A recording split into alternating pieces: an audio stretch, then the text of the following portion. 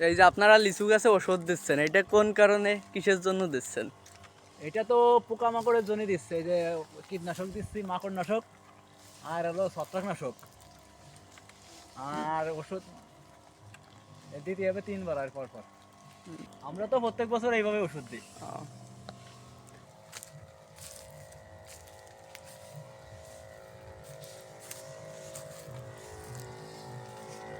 আপনারা এই ওষুধ দিয়ে কিভাবে ফলন বাড়াতে চাচ্ছেন লিচুর? আমরা এদিকে ওষুধ দিচ্ছি, এই ডালগুলো পোকামাকড়ে খেয়ে বেলায় দেয়। মানে ডালের ভিতরে পোক লাগে, ওই ডালটা ভাঙ্গে মানে একদম শুকোয় যায় ডাল। তাই এটা ভিটামিন দিচ্ছি, জালি পাতা ফুটো ওই পাতাগুলো খেয়ে বেলায় যায় পোকামাকড়ে, সেই জন্য ওষুধ দেওয়া হচ্ছে।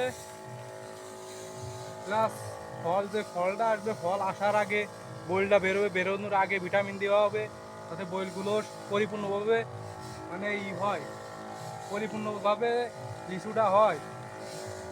লিচুতে পোকামাকড় লাগে, হাতিতে পোকা লাগে, সেইগুলো ধরবে না ইনশাল্লাহ। ফলটাও অনেক ভালো হবে। এরকমের এরকমের বাগান আমাদের নড়াইল জেলায় বেশি নেই, এই একটাই হবে বড় বাগান।